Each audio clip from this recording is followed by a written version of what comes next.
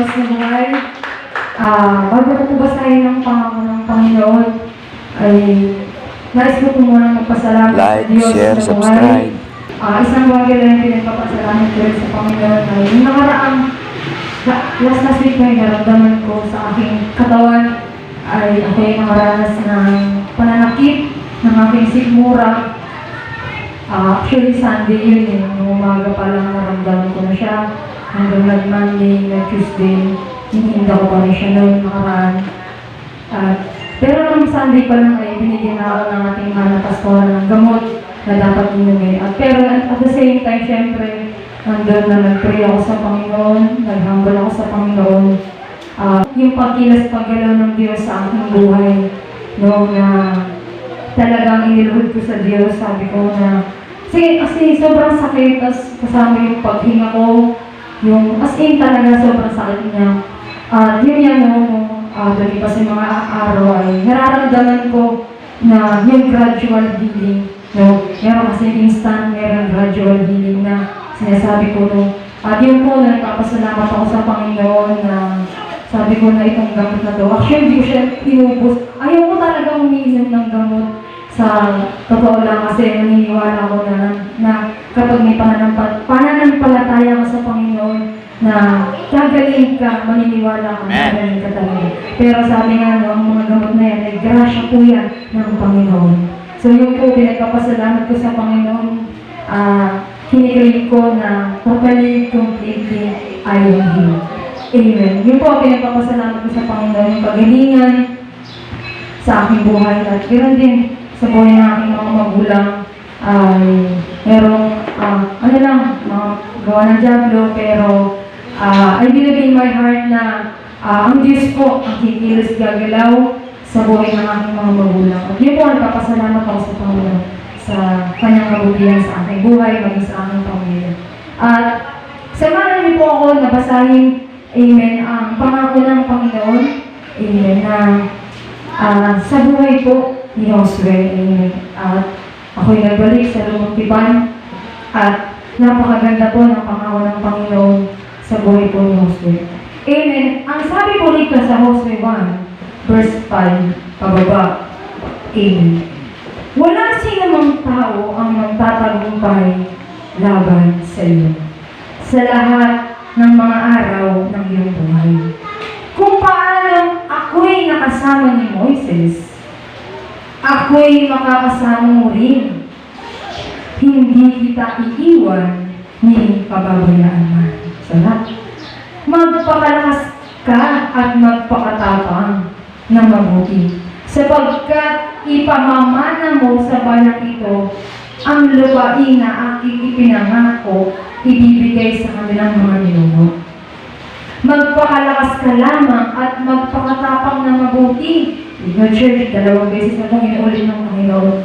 Gawin mo ang ayon sa lahat ng kautosang inuutos ko sa iyo at ni Moises na aking lingkod. Huwag kang liliko sa kanan o sa kaliwa upang ikaw ay maging matagumpay saan ka man pumunta. Amen. Sarap. Last verse po. Hindi ba inutusan kita? Ikaw ay magpakalakas at magpakatapang na mabuti. Huwag kang matakot ni manlupaypay, sapagkat ang Panginoon mong Diyos ay kasama mo saan ka man pumaroon. Isang malakas po na palakpak para sa ating Diyos na buhay. Napakasarap po ng ating nanamdamin ang sinasabi po ng Panginoon sa buhay po ni Josue. Ang si Josue po, siya po yung lingkod ng Panginoon. Ang si Moises po ay pumanaw na. Amen. Yun po, alam naman po natin, ang bayan ng Israel ay isa pong bayan ng Panginoon. Amen. Talagang marami po silang, amen, marami po silang kinaharap sa buhay nila na labanan, na talagang nandoon yung mga digmaan na kanilang naranasan sa buhay. Si Josue po ay tinawag ng Panginoon. Ang sabi po ng Diyos, amen, na magpakatapang ka, magpakalakas ka. Amen. Ang sabi niya, walang sino mang tao ang magtatagumpay laban no? Kung paano po si Josue ay sinamahan ng Panginoon, no? Na sa ating buhay din naman po, no? Minsan marami gagamitin ng diablo. Kung minsan hindi ka niya makuha sa mga material na bagay, hindi ka niya makuha sa mga bagay-bagay, lahat na, no? Ginagawa ng diablo para madaya tayo. Minsan gagamit siya ng tao. Minsan gagamit siya nandun yung pamilya po natin na ginagamit minsan ng kaaway. Pero po ito ang sabi ng Panginoon, magpakalakas ka at magpakatapang. Nabuhat ang tao dito. Amen. Ang sinasabi po ng Diyos, amen, no? Ano man yung ipadala, amen, ang kaaway, yung gaya ng bayan Israel, maging sa ating buhay naman po, no? Na ating nararanasan na minsan darating yung maraming pagsubok, yung maraming bigat, no? Amen. Pero isa lamang po nakita ko dito, no? Kung paano po sinamahan ng Diyos, amen, si Moises. At ganoon din po nangangako siya kay Josue. At maging sa ating mga buhay, nangangako din siya na hindi ka niya iiwan, ni pababayaan. Amen. Na sa ating buhay, no? Nangangako po ang Diyos, no? Anong sabi niya? Kung paano ako'y nakasama ni Moises, ako'y makakasama mo rin. Hello, church? Hindi pa ba sapat? Amen. Yung ginawa ng Panginoon, no? Hindi pa ba sapat na patunay yun? Yung ginawa ng Diyos at buhay ni Moises na pinagtagumpay siya ng Panginoon.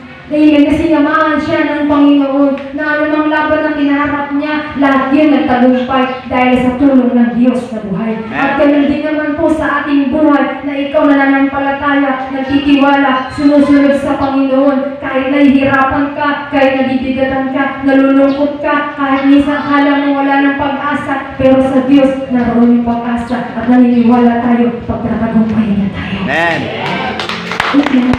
Sa ating mga buhay, no, church, na lagi po natin isipin, no, ang lagi sinasabi ng Diyos na magpakatapang ka, magpakalakas ka, kasi minsan sa ating buhay po, no, hindi natin maiiwasan na makaramdam, no, ang ating spiritual life. Akala mo, malusog-lusog mo. Akala mo minsan, malusog yung katawang panlupa mo. Pero minsan yung spiritual life mo, nalulupay-pay na. Minsan, no, dumarating yung time na, alam mo po yun na, nanghihina na ang ating mga spiritual life, nawalan ka na ng gana, minsan ng diablo, no? Alam naman po natin, ang kaaway, John 10:10, naparito siya upang magnakaw, mangwasak, pumatay, at lahat gagawin niya, para madaya ka niya. Kapag, nakita ka ng kaaway na, alam mo yun, na nanghihina ka, lalo ka niya pang hihinain. Kapag nakita ng diablo na nalulungkot ka, ay lalo ka niya palulungkotin. Kapag nakita ng diablo, nawawalan ka ng pag-asa, yung na, napapagod na. Kapag nakikita, alam mo yung lumalabas, no, alam naman po natin na yung bibig, amen, na makapangyarihan yan. Pero no, ating nalalaman, no, kapag nakita mo, nararamdaman mo, no, tapat po ang Panginoon na kahit, no, nangihina ka, sabihin mo, hindi, malakas ako, pinalakas na ako ng Panginoon. Amen. Kahit nararamdaman mo, nawawalan ka na ng gana, hindi, may gana ako. Amen.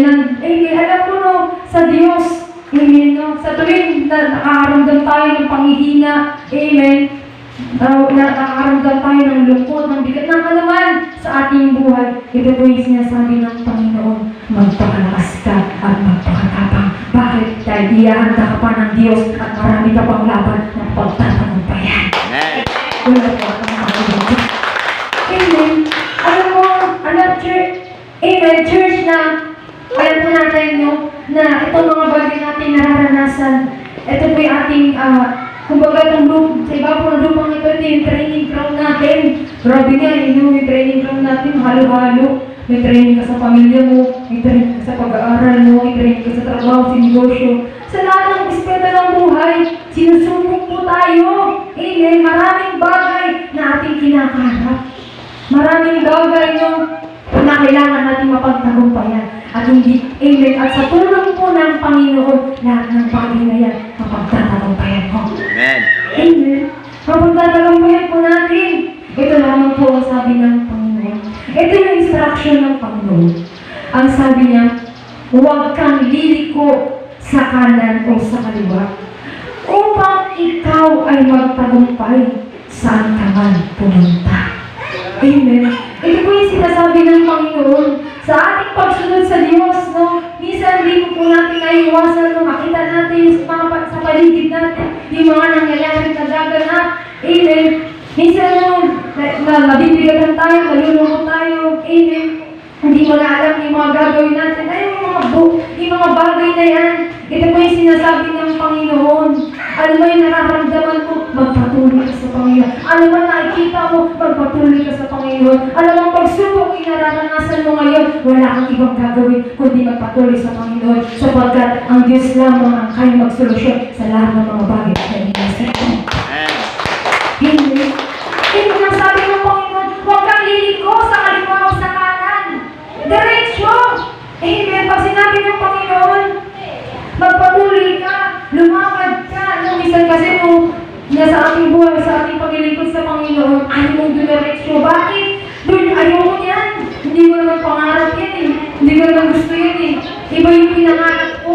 Minsan sa ating buhay, mas pinipili natin yung mga bagay na gusto natin kaysa dun sa mga bagay na gusto ng Diyos sa buhay natin. Amen? Bakit hindi mo hayaan natin na ang Diyos, amen, yung mga bagay na gusto ng Panginoon sa buhay natin ay siyang magyari maganap. Amen? Amen? Na sa ating buhay, napakasarap mo, hayaan mo. Minsan kasi kapag sinabi ng Diyos, anak, huwag kang liliko. Kasi pag liliko ka dyan, kapahamak ka dyan. Pag tumanan ka dyan, pahamak din yan. Pag tumalikod ka, mas lalong pahamak yan. Amen? Amen? Pag tumalikod ka, mas lalong kapahamakan yan. Amen? Isa kasi sa ating buhay, pag nakaramdam ka ng konting ano lang, iyo mo na, suko na ako. Kaya kapag nakaramdam ka ng konting bagay lang, ayaw mo na, papahinga mo na ako. O, masabi ng Diyos, dumiretso ka lamang. Alam niyo sa buhay ni Pedro, hindi po ako nagkakamali sa New Testament, na si Pedro po, nung nakita niya po si Jesus Christ, na naglalakad sa ibabaw ng tubig. Nung nandun yun, nung nakita niya, sabi niya, Panginoon, kung ikaw talaga yan, papuntahin mo ko rin. Panginoon, sabi ng Diyos, halika! Yung kwento mo na yun, talagang confidence ka, yun si Pedro, lakad siya sa tubig. Pero, nung siya po yung naglalakad na, kay Jesus siya nakatingin, nauna. Kay Pedro talaga yung kwento na doon. Amen, kay Jesus Christ siya nakatingin. Amen, pero nung nakita niya na maparating na po yung hangin, ano nangyari kay Pedro? Lumubog siya. Amen. Ano nangyari? Dahil nawala siya ng pananampalataya sa Panginoon. Maging sa ating buhay din naman po, amen, amen, kung ating pong titignan na praise the Lord. Isang malakas na palakpak po para sa ating Diyos na buhay. Ayaw na kasi malalig yung pangako ng Diyos. Dahil yung pangako ng Diyos, yung magpapalakas sa iyo at magpapatibay sa iyo. Isang malakas po na palakpak para sa ating Diyos na buhay. Na yun nga po sa kwentong yun, na isa lang po doon yung nakita ko sa buhay ni Pedro. Bakit siya lumubog? Tinignan niya kasi sa likod niya yung hangin eh. Kung hindi siya lumikod, hindi niya makikita yun. Kung hindi siya tumingin sa likod niya, amen, hindi niya makikita yung hangin. At hindi naman po sa ating buhay na ating kung titignan, yung mga hangin ng ating buhay, walang mangyayari sa atin. Lulubog ka din kahit ni Pedro. Pero kung ikaw ay nalilingkod ng Panginoon na ang Diyos lamang ang tinignan mo sa harapan mo at nagpatuloy ka, ano man yung mga nararanasan mo, ano man yung mga nararamdaman mo, ano man yung nakikita mo, isa lamang po ang sinasabi ng Panginoon, magtatagumpay ka. Kaya po ang sinasabi ko, amen, magtatagumpay ka. Praise God.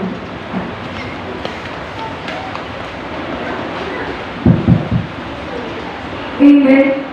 Sa ating buhay mo, yung po yung sinasabi ng Panginoon, huwag kang liliko sa kanan o kaliwa.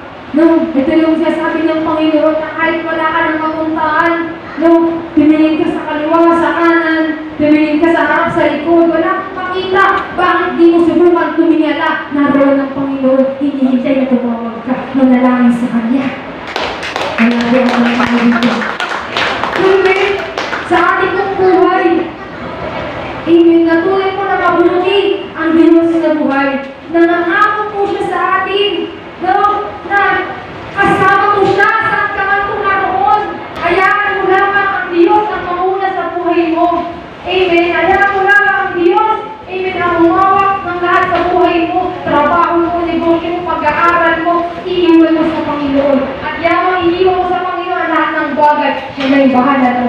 sa lahat ng bagay na inaalala mo. Amen. Palakpak. Amen. Grabe talaga sila si natin. Amen. Amen. Sa ating buhay na makakulit mo ng Panginoon at ang last verse na sabi niya, huwag kang matakot ni manlupaypay.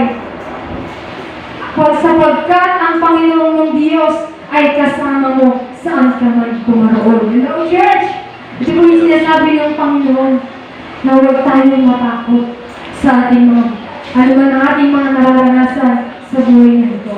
Wala kang dapat ikatakot. Amen. Ikaw, lalingkod ng Panginoon. Kung paano mo sinamahan ng Diyos si Moises at si Josue, ikaw rin po lalingkod ng Diyos, magtatagumpay ka.